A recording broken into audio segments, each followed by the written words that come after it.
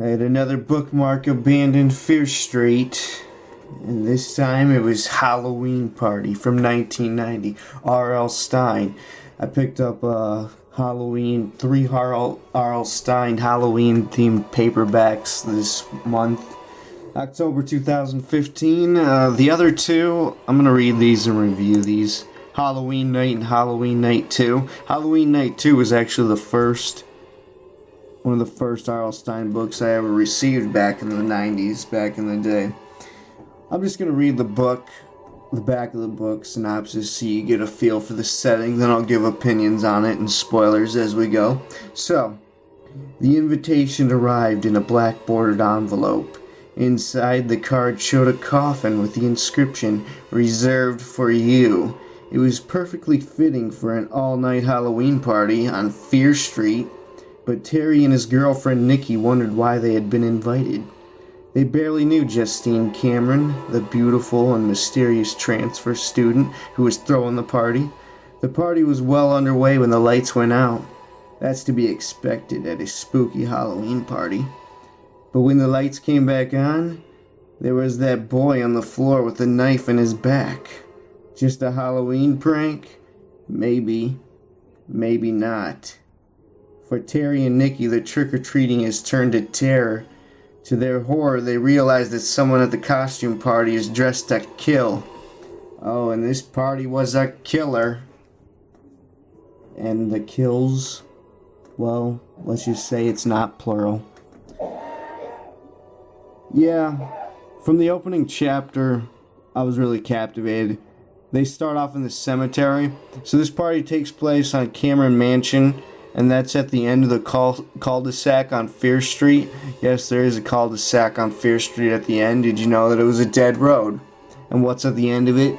Only fitting an ancient forgotten cemetery that they have to pass through. So this mansion was built with no driveway apparently, and the only way to get there, everyone had to park their cars at the end of the cul-de-sac and walk through this cemetery. So it's an awesome opening chapter. He starts off right in there. Howling wind,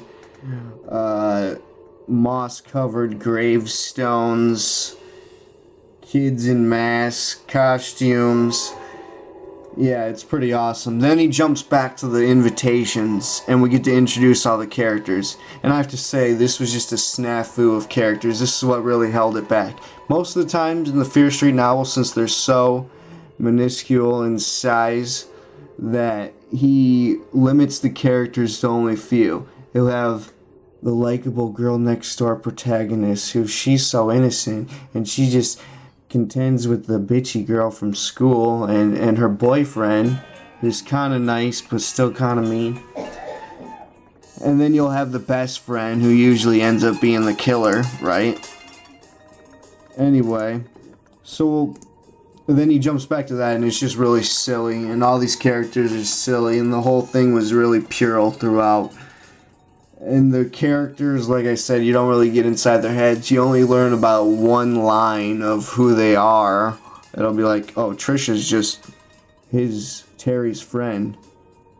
And our two protagonists, it's kind of a sharing, but Terry is really the lead. This girl on the cover is Nikki, which is Terry's girlfriend. And Terry was just... I hated him. He was just a total beta. He was total wimp and a whiner.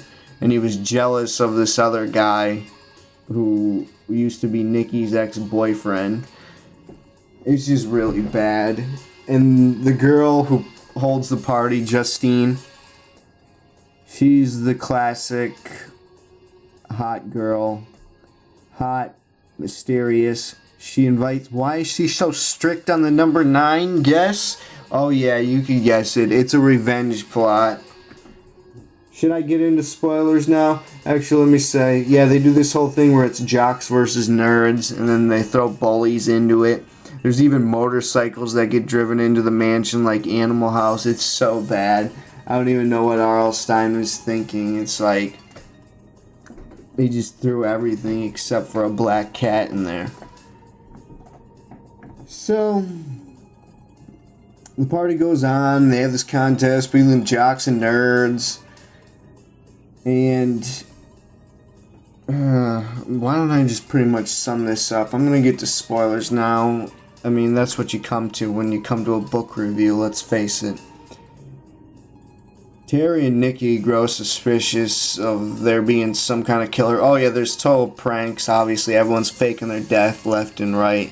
And then you know how R.L. Stine's really known for his cliffhanger chapter endings. You could always tell when they're fake, or he'll describe a zombie, but you know it's a mask.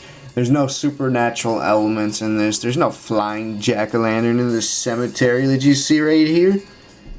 There's none of that at all. It's a murder whodunit mystery, kind of Clue style. It's kind of been a theme that's really been done excessively, and it's really not that great because the whole plot is Justine's like a 28-year-old woman who came back to Shadyshide just to live in the mansion and get revenge on this Halloween night. She had it all planned out.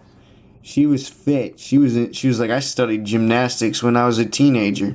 She ends up locking them all in there, trying to incinerate them and set the whole mansion on fire. She ends up being a real crazy bitch.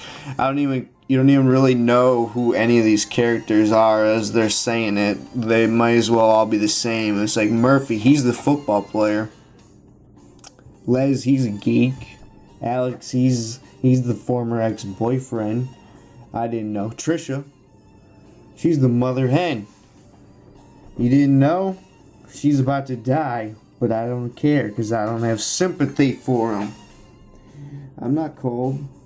Anyway, Justine, her parents died in a car crash caused by all these kids' parents 28 years ago. Justine gave up her life, her perfect jet-setting, globe-trotting, and husband gave up that lifestyle just to come back to act as a teenager and get revenge with these pathetic bunch of losers. Revenge plot. Anyway, B-. I think I pretty much said everything I had to say. Click on the channel for more R.L. Stine book reviews and vintage horror movie reviews. A new review every Saturday night. Thank you for watching. I'm out.